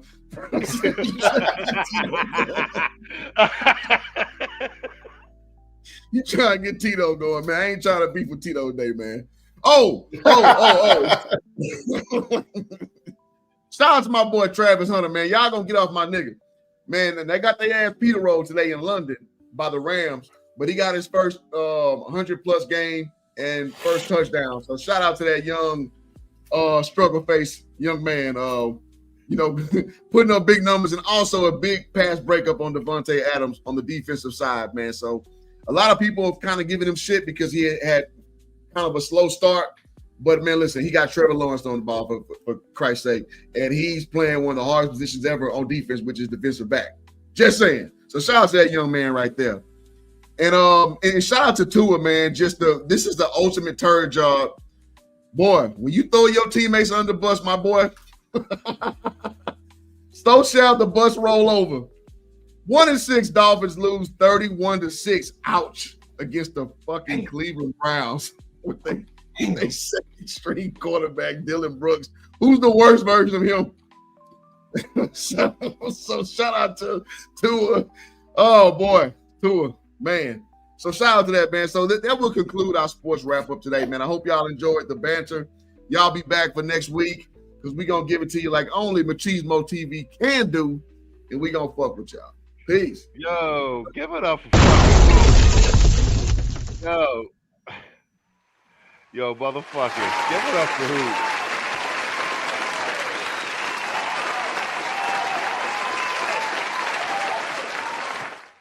Yo, Quiet Storm got it. He said, damn, we missed Tube. Yo, that's a good ass segment, man. Oh man, that shit was funny. We missed to have you around here, man. We need to get fucking Wrench and fucking Hot Sauce back and be all the Voltron pilots. Yo, Tito, you want to add an addendum to that? Addendum to what? To the sports segment. To the sports segment? Man, look, man. It's always going to be a SEC bias in the media because that's where most of the college football watching eyeballs are concentrated. They always go invent an excuse to rocket Alabama from number 10 up to number 3 because they knocked off fucking Citadel. You know what I'm saying? They always go and invent an excuse like that. But man, these NILs have really showed people what was going on. What used to go on in the past is that the schools in the South, it was easier for them to get away with what we would call before NILs inappropriate benefits because football was fully supported by the student body and the staff down there. But in the North, when you got all these goddamn communists and leftists on your campus and all these goddamn haters, you know, most of them players, most of them programs that got like USC a whole bunch of times, they got pro-season probations and all of that scholarships stripped away. They was informed upon by the student body and jealous ass staff. Them Title IX investigators and all of them people they have, them compliance officers, they weren't finding out shit. It was the student body that was telling on their ass, that was tipping their ass off. And that's sad. But now the NIL has changed all of that. No, I think that's facts. That's facts. All right, but that's a wrap. I want to hold on. Do I have it? I want to segue to one additional segment. Is this it? Bang! Here it is. This is it. because this just happened this week, and it's not unrelated. It's not unrelated at fucking all. Let me remove this. We've been talking about this. It's close to the fucking midterms. Democrats are losing men, et cetera, et cetera. But what they're not going to do is they're not going to offer any policy. They're going to double down on this globalist trans agenda and the immigrants, because that's all they got. You know what I'm saying? So y'all remember Snoop was like recently in the news for saying that segment about it was just recently, and he went and apologized about how he didn't think that all of this rainbow shit in kids' cartoons was a good idea, because he went and took his grandkids to something. I think it was a Toy Story or something, and it was a same-sex couple and everything. He ain't know how to explain it, so he got some backlash for that, right? So lo and behold, like literally, like less than a month later, this motherfucker is releasing a kids' cartoon with 𝐷𝐷𝐷𝐿 in it. So let's just play this, man, because the agenda is real. Complete 180 on his views about gay couples and kids shows. You might remember back in 2022, he said he was thrown for a loop after taking his grandkids to see Lightyear. The scene with two women kissing and raising a child together left him with a ton of questions from the kids that he said he couldn't answer. He even said he was scared to go to the movies after that. Well, things have clearly changed. Snoop is now actively including same-sex couples in his own animated kids show Doggyland. He teamed up with GLAAD for Spirit Day to talk about why he feels it's so important. Snoop says he wants children to understand that all families are special in their own way and that love has no bounds. He even worked on a song for the show called Love is Love. He explained that it's a beautiful thing for kids to see love in all forms, whether it's from two fathers or two mothers.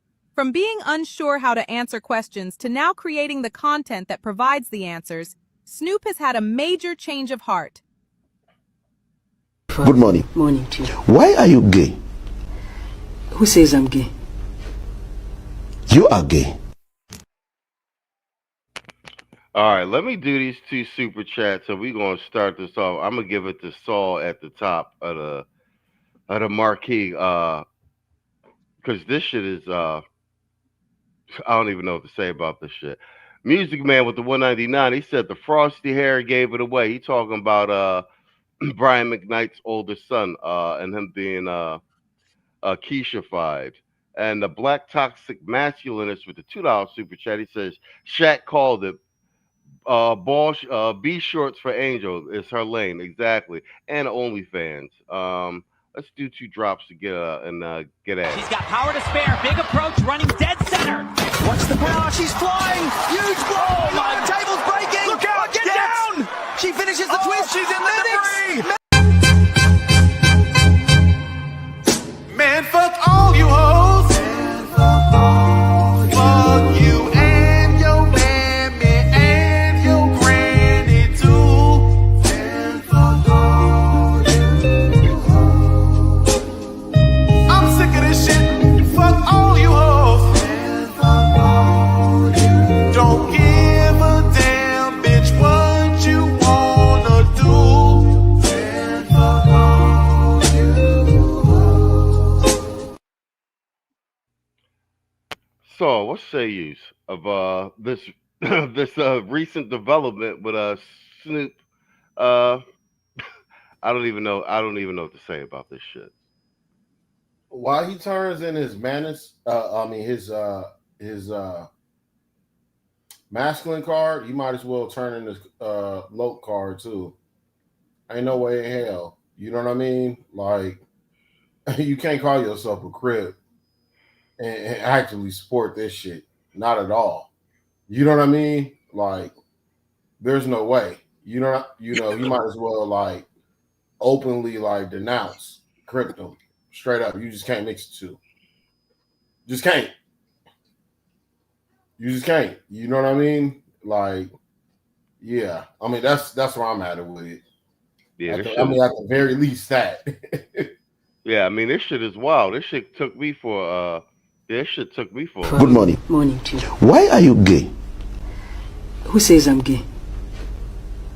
You are gay.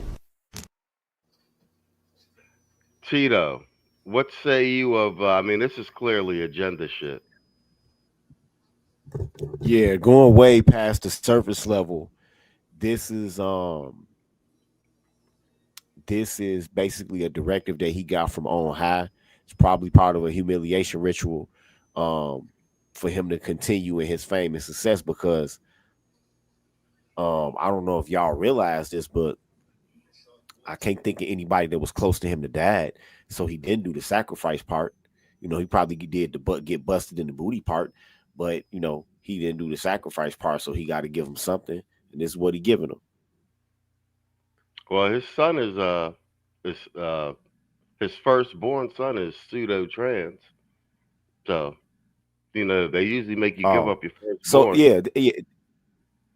So now that you mentioned that, do y'all think that that's in the Bible? You gotta give up your firstborn. Yeah. So now that you mentioned that, do you think that the whole Jennifer Hudson thing, when her whole family got wiped, exactly, kind of exposed and blew the lid off the blood sacrifice game? So now they just doing the soft sacrifice with the turning your sons to trannies bit. Hey man, that's crazy. No, I mean, look, area when it happened with Jennifer Hudson was around the corner. That's crazy. Bro, I mean, just look at him. You got Will Smith, who's the basketball player with. So yeah, you can have, like, because you can have it be on some shit like you can have other kids. We want your firstborn. That's all that go all the way back in the Bible with Moloch, bro. We know that. We go all the way back in the Bible. Yeah. Was the picture like you can have more kids? This is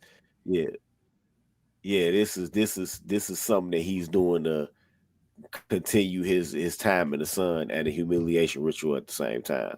It's sad to see what they make these niggas do for their careers. The type of debasement that they expose themselves to in the name of fame. It's really sad to watch.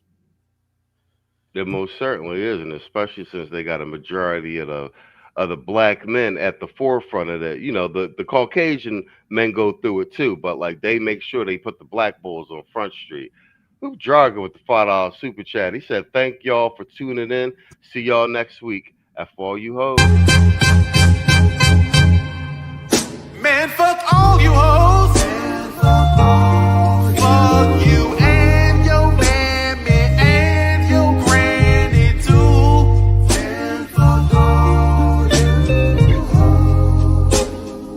I'm sick of this shit. Fuck all you hoes. Don't give a damn, bitch, what you wanna do.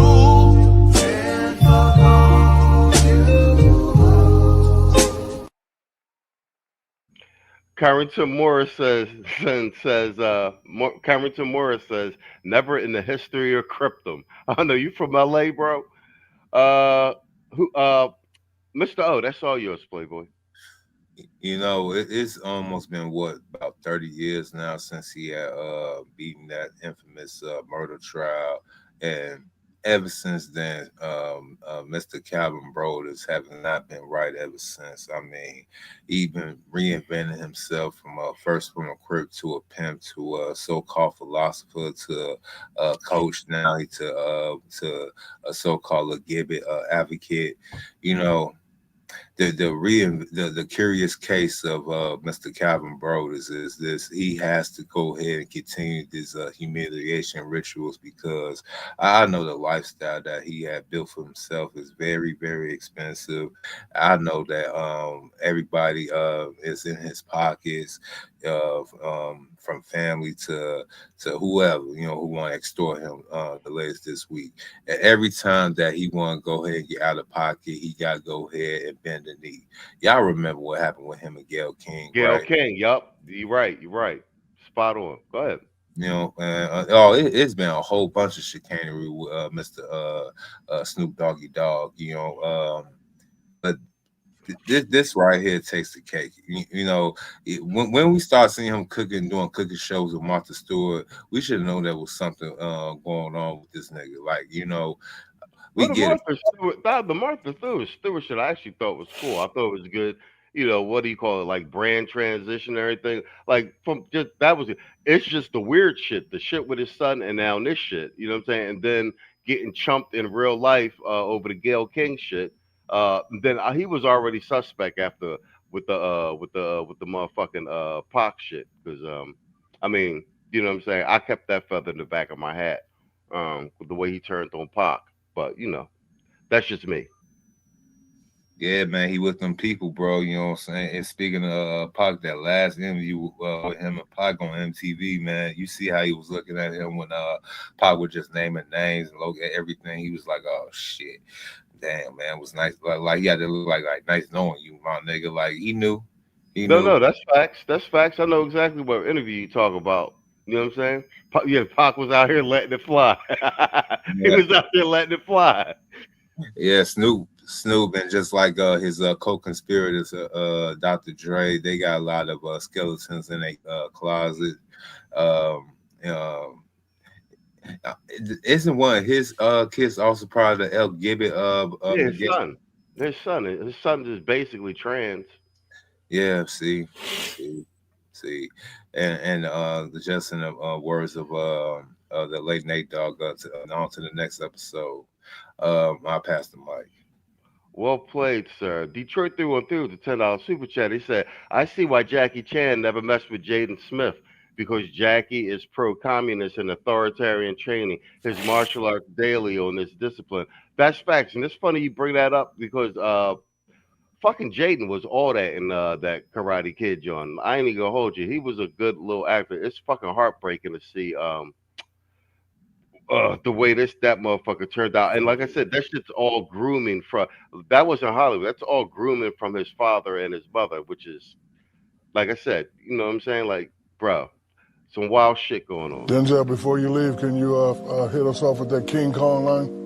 King Kong, I'm putting cases on all you. Can you curse on it? You can't curse on it, can you? No, you can't. I'm putting cases. You'll be playing basketball in Pelican Bay when I get shoot program, nigga.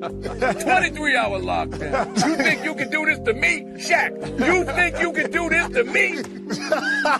She's got power to spare. Big approach, running dead center. Watch the power. She's flying. Huge blow. Oh, my table's breaking. Look out. Get down. Who else but Quagmire? He's Quagmire. You never really know what's gonna do next. He's Quagmire. Giggity, giggity, giggity. All right, bet. All right, we at the 1 hour 32 mark. Let's just do this last segment and get the hell up out of here. And I'm gonna jump through it quickly. I got it segmented off because this is us doubling back on this native land podcast bullshit over to Stephen A. Smith, and basically them trying to what do you call it? Basically vicariously check the black man, like stay in your place. It's a shot at the whole manosphere podcast culture, etc. et al. But as we know, the original salvo was from Stephen A. Smith, and it was about Jasmine Crockett. So let's play. I just want to play this little piece up front. I just want to play this little piece with Judge Joe Brown, because this is a setup. So I want you to hear what Judge Joe Brown says about Jasmine Crockett. She's an embarrassment. She says all kinds of stupid stuff. She's got a Memphis connection. She went to a private school, college here, Rhodes College, founded by the person that set up apartheid in South Africa 150 years ago. So she went to that elite private school.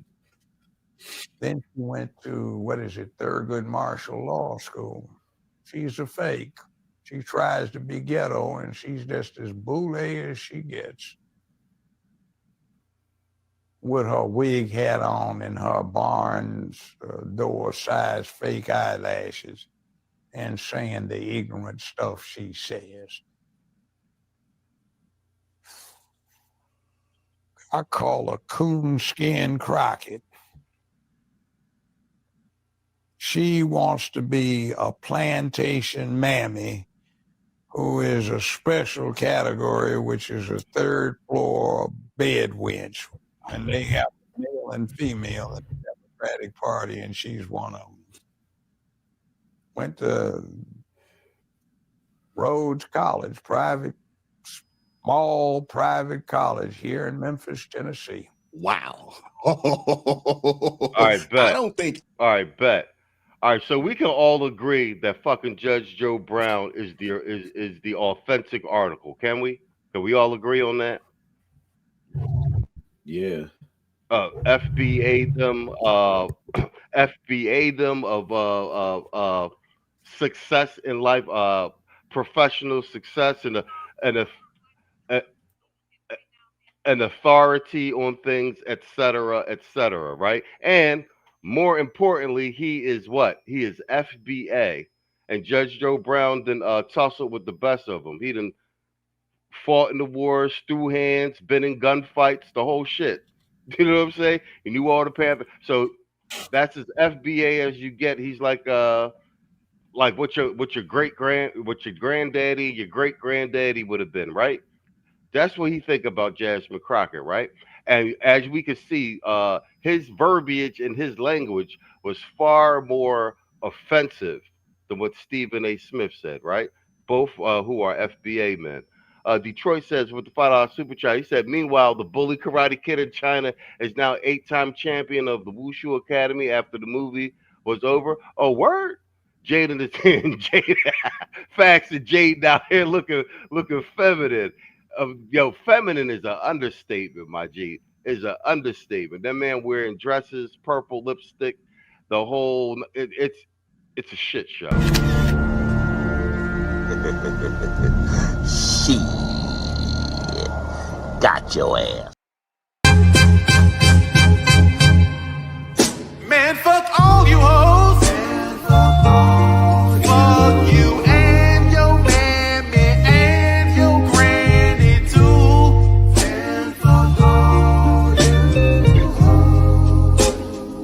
I'm sick of this shit. Fuck all you hoes. Man, fuck all you. Don't give a damn, bitch, what you wanna do. Man, fuck all you hoes. Facts. Coonskin Crockett, Mr. O. All right, and I set all that up to play this clip. And shout out to Saul, because a long time ago, even before the Trump election, he was in my ear like, yo, man, I'm noticing something with like these non-FBAs working against us subtly, in the political establishment, on the news, in the chat rooms down here in YouTube and everything. They disrupting, and you know what I'm saying? I'm like, well, you know, he was like, I'm seeing a pattern. Saul was doing this shit like a long time ago, man.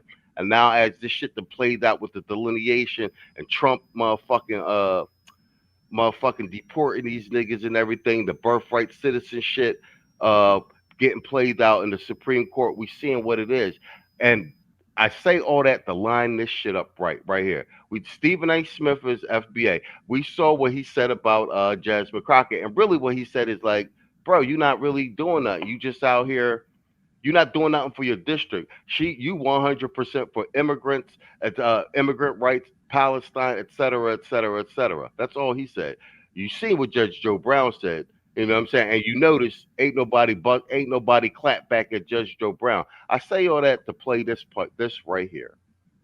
Talk to white folk. Jasmine, stop it right here. This motherfucking goofy right here, who grew up in Chicago apparently, Godfrey, Tether, Nigerian, but he has been always in the middle of everything, telling FBA people what they need to do and how black they need to be and how we need to learn our history, right?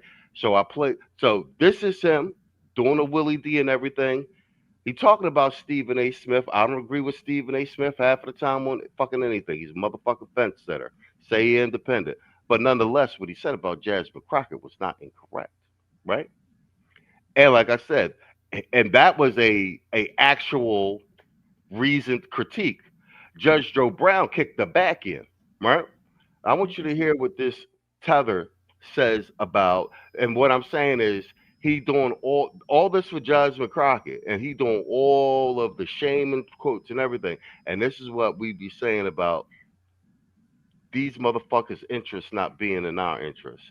You know what I'm saying? You got to know how to talk to white folk. Jasmine Crockett, how dare you? You got to be nice to white folk. They don't like all that aggressive Negro antics. See the way I talk to white folk? I talk to them real good. I don't want to get daddy mad now. The President of the United States, he run a good country for us. Look at us, we's free. None of his people was even in the motherfucking country when all this Jim Crow and all this shit was going on. They ain't get here to the motherfucking 60s. We eat food, we get to dance, we get TikTok, we can do Instagram. That's a good man. Stephen A. Smith, Stephen A. Smith. You at it again, man. ESPN, he talks his shit, always has talked his shit. Boisterous, loud. That's what he does. He criticizes whoever's in his goddamn path. That's what he does. There's sometimes I agree with him, but man, you be walking that line, boy, of. My point is, how is these non-FBAs regulating the FBA behavior? Y'all wasn't even fucking here. Like, how was y'all gatekeeping blackness and what can be talked about? You know what I'm saying? And he caping for Jasmine Crockett because Jasmine Crockett caping for the immigrants. Well, of coon and righteous. You be right in the middle. No tether get to call no motherfucking black person a motherfucking coon. You be ruining. That's the new verb. When you're right on that edge. What you said about Jasmine Crockett, I don't agree with. Jasmine Crockett is qualified for what she does. She has earned her degrees. You don't have a degree. Sounding like a strong black woman. This is what I be telling you, man. They be cosplaying blackness. Agree in that. You're great at the sports. She don't try to correct you on how to talk about sports. And you're telling her how to talk to the president. How's she supposed to talk? She's doing exactly what she's supposed to do. She has more balls than most of these motherfuckers in. And his talking points are directly counter against any progress for FBA because she's FBA also. So he's co-signing her not being effective for her district in Texas, as well as being a carpetbagger, and attacking the other FBA brother for telling her, hey, do something for your district. What you doing is not even effective. You understand what I'm saying? How they be playing us against each other? In the Democratic Party she speaks up for people's rights. She speaks up when she speaks up for immigrants. Sees something wrong. She's calling it out the way Jasmine supposed to call it. That's the way she does it. I just don't like the way you're telling her how to talk. Her style is bad. How are you even involved in a motherfucking conversation, nigga? This is what I'm talking about. Because she's right on point. She always has facts. She reads people. So what's the problem, Steve? Look at the way you talk about your sports. You gonna tell me that I'm not talking here. I know him. And he is horrible. And Godfrey is the perfect example about these tethers. They cosplay us. That's why he's so good at this. He got the talking points, but he don't understand the FBA shit. It's just an act, bro.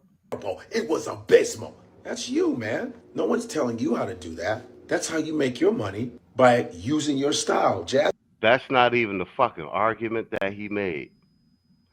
The worst part is getting on, trying to make a comment about, and you've completely missed the fucking argument. That's not even the argument that was being made. And I played the Judge Joe Brown shit because I want one of these motherfuckers to really, because Judge Joe Brown kicked the back end. But what I'm noticing too is that these boulets, they know who to come after and who not to come after. Jasmine has her style, and I think it's wonderful and refreshing to strong black women. Yo, man, you should be on her side. We should be protecting someone like Jasmine Crockett. Fuck that, right? And this is why you don't take advice from a tech. We're going to have to start pulling niggas' FBA cards just because they brown and they talking. So you get the context of the fucking advice you giving motherfuckers. It's getting to be like that. Snakes in the motherfucking grass. Who want that? I'm saying with this motherfucker here, you're exactly right. And to take a page to expand it further from Godfrey, obviously, you know, this is also a twofer because they've been wanting to target him since Malika Andrews, right? A half breed bed wench, right? And here's the pattern here: got a bed wench half breed, right? Really no allegiance to blackness, quote unquote, if that's what you want to use the community as, you know, some sort of gauge of a loyalty purity test. And you got somebody who's a fucking immigrant. You understand what I'm saying? Right? And nobody's, you know, trying to play they little purity test games or anything like that. But based on their own rubric, these should be the last two motherfuckers talking, you know. But, you know, obviously each of those individuals have their own incentives as to why they want things to be where they are politically. One being obviously Malika Andrews to continue to do the fuck shit that she does, right? Reckless abandonment, feminism, obviously immigrant right here who has some sort of incentive to say something because it benefits him. And they turn around and call us a coon, right? Now, the minute you call them a tether or, you know, you speak about, you know, they bullshit or whatever the case may be, they want to say that you're xenophobic and this, that, and the other. This seems to be a sort of ongoing trend and a sort of opening season for people who shows any sort of dissent to call us coons, leading on up to political violence. It's almost like society has allowed any black man who offers any verbal dissent in any sort of way for there to be political violence, you know, even calling them coon. Now, what if I said that, what do you call it? I forget his name, was a self-hating K word, you know, the Jewish guy who's involved with, you know, who's beefing with Candace Owens. What's his name again? Ben Shapiro. Yeah, Ben Shapiro, right? What if I were to say he's a self-hating K word? You know what I mean? How many people will be all over it? Spot on. You know, but that's where I'm gonna land my plane. And by the way, for all this talking in space about, you know, old niggas and stuff like that, and they gotta go, I will say that we could offer a trade. We will gladly take Judge Joe Brown any day. Fact. I'll land my plane there. Well played, sir. Well played. Yo, salute to Dak in the building, man. That's my fucking my tutor for the AWS SAA, man. I'm scheduled to take that shit next month. Shout out to Saul for the motivation. But yo, salute to Dak in the building, bro. Tito, take that for me, man. Give me some feedback, Playboy.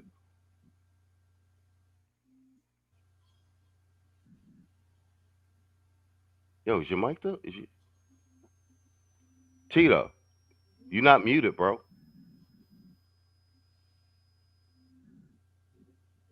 Tito? All right, that's you, Mr. O. I don't know if that nigga fell asleep. I hope not.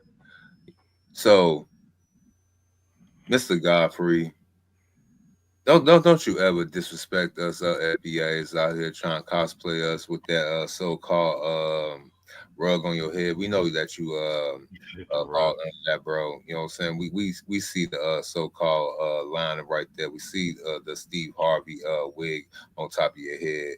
We notice that you don't wear no facial hair. I don't know if it's a Nigerian, your bloodline, or what have you. But he is an old nigga. He's been around since the mid '90s. So he's one of these old niggas still trying to portray that he's young. Mr. Godfrey, this is unbecoming of you. We've seen some of your work, and we ain't talk about some of the comedy stuff. We've seen some of your political leanings and commentary on Black American FBA subject matter, and it just don't no. And then you be trying to big up your so-called African culture, But you and this is what I wanted to say earlier. Ever since the 80s with that different world, niggas stopped rocking dashikis with the African medallions, getting dreadlocks. They think they have the carte blanche and leadership since they come from the land that y'all want to learn about, want to become about. They feel like they can go ahead and talk about black culture since they feel like y'all we the bare root of your black culture. It wasn't for y'all go ahead and send y'all to the good shores of New York and Virginia to be sold as slaves. Y'all wouldn't be in this predicament now, so you must take the African. Yeah, they have this type of superiority complex. But then when we talk about their lands now and why they fled them, the so-called broke the impoverished areas that they came and sent money to fix up, then they want to go ahead and say we being xenophobic, we being reverse racist, and all that other bullshit. So Mr. Godfrey, from us FBA brothers from around the world, and me as a up-and-coming Chicago comedian, fuck you, sir, and have a couple of seats, and I pass the mic. All right, bet. Yo, and shout out to Duck because he sent me these links too. You know, they be touting Shirley Chisholm. He sent me this joint. Shirley Chisholm is straight up tether from Barbados. The Congressional Black Caucus was an opposite inception. And he sent me that on WhatsApp chat earlier. And he sent me W.E. Du Bois with it's tied to the Marxist Communist Party. Bro, like the PSYOP been going on for quite some time. All right, guys, we got to wrap. Hey, Machismo, hey, they say Chicago Red, you know, the chicks that be running Chicago Red, they said that Brandon Johnson is supposedly a Haitian. So yeah, that makes a lot of sense, don't it? All right, guys, we got to wrap in 4 minutes. Detroit 313 with the $5 super sad. He says Trump is playing chess like 6D. Now, good thing Trump didn't give Zelensky a tomahawk to go at Putin, but Jasmine Crockett is courageous. Yeah, right. Yo, that's whole facts. That's whole facts. Man, fuck all you hoes. Fuck you and your mammy and your granny too. And fuck all you hoes. I'm sick of this shit. Fuck all you hoes. And fuck all you. Don't give a damn, bitch, what you wanna do. And fuck all you hoes. Oh, Detroit back to back. Oh, and he's been a member for 2 months. That's right. I gave you a wrench. He says, so Crockett is brave. Facts and supported Ukraine to take down Russia to start World War III. Putin didn't want war, and NATO keeps poking the bear. Yo, whole facts. You get the facts. She's got power to spare. Big approach, running dead center. Watch the power. She's flying. Huge blow. Oh, my. Table's breaking. Look out. Get down. She finishes the twist. She's in medics. Medics to the. All right, guys, we're going to wrap. Give me closing statement. You guys got 60 seconds apiece. Let's start with you, Mr. O. Can you hear me? Mr. O, you got to unmute yourself, Playboy. Yeah, so this has been a great show, you know what I'm saying? We talked about these tethers like Godfrey on the screen. Shout out to Judge Joe Brown. And I just want to go ahead and say this. Chris Ghosnick, if you are going by chance listen to this podcast, we gonna have to work some things out. I'll be a good WNBA husband, you know what I'm saying? If you ever hear this particular podcast, Andrew Reese, I know I seen you before, I'll probably see you next season, hopefully. And that's pretty much it. Pass the mic to Saul and Tito. That's you, Saul. 60 seconds. What you got for me, Playboy? Salute for to Judge Joe Brown and his insights. And you tethers, we still on your ass. You divestors and undercover crypto feminists and everybody else, we watching your ass too. I'll land my plane there. My man. And Tito, you there, Playboy? Yeah, I'm here. All right, bet. Closing statement. Yeah. You got 60 seconds. What you got for me? Man, if this judgment is handed down in this redistricting case, man, watch for the craziest fucking crash outs that you ever seen. Just watch. You go see, man. It's go make like the election, the post election day crash outs. It's gonna be way worse. Just watch. My man. All right, we at the 1 hour 55-minute mark. We just gonna make it. Shout out to Quiet Storm with the $20 super chat. He said for the work you did last night. Yeah, I remixed Quiet Storm working on one of these projects for Armageddon, and he put some of my Griselda mixtape shit to it. He want me to remix it down, adjust the sound. That shit look dope actually. I'm gonna send it to Tito. But you get some drops. Shit.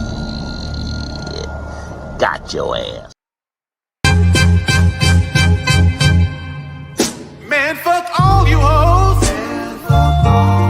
Fuck you and your mammy and your granny too. Fuck all you hoes. I'm sick of this shit.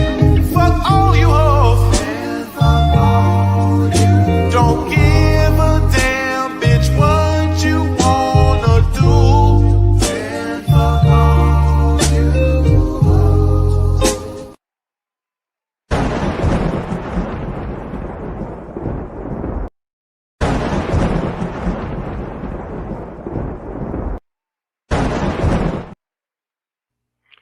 Gentlemen, I want to thank my panel for coming out, helping me do another Sunday show. Shout out to Hoop for coming by, reviving the sports segment. And I got to thank Saul for that, because I think Saul put the bug in his ear. It's a group effort over here. Mr. O, Tito, you guys know the drill, man. Appreciate you fellas, man.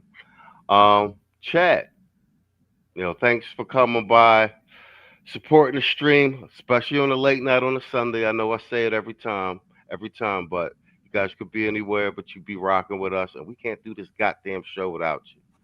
That being said, new clip show this week. And I'll probably be doing some news desk as we recalibrate a couple things here on the channel, man. Thanks to everybody that's in the Patreon and the members section. I've been streaming the members and uploading the Patreon on my job. Shout out to Quiet Storm and Dak for holding me down with this AWS shit. Teamwork make the dream work, man. Like I always say about now, good night and good luck. Here's another classic. The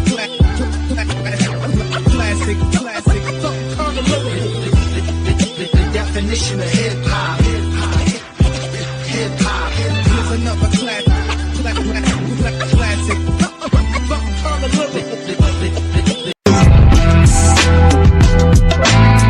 Salute the black man. I salute. Salute the black man. I salute. Salute the black man. I salute. Salute the black man. I salute. Salute the black man. I salute. And afterwards, that is directly following, I want to talk to you about something even bigger. Namely, this is... Sorry. Hey, where's Stewie? That's tomorrow, and that is it for us today. Okay, I don't know. Whatever it is, it's not right on the teleprompter. There it is. We are going to do Sting, yeah. There's no words there. To play us out. What does that mean, to play us out? To end the show? Yeah. All right, go. In 5, 4, 3... That's tomorrow, and that is it for us today, and we'll leave you with a... I can't do it. We'll do it live. Fuck it.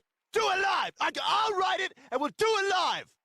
Fucking thing sucks. In 5, 4, 3... That's tomorrow, and that is it for us today. I'm Stewie Griffin. Thanks for watching. We'll leave you with Sting and a cut off his new album. Take it away.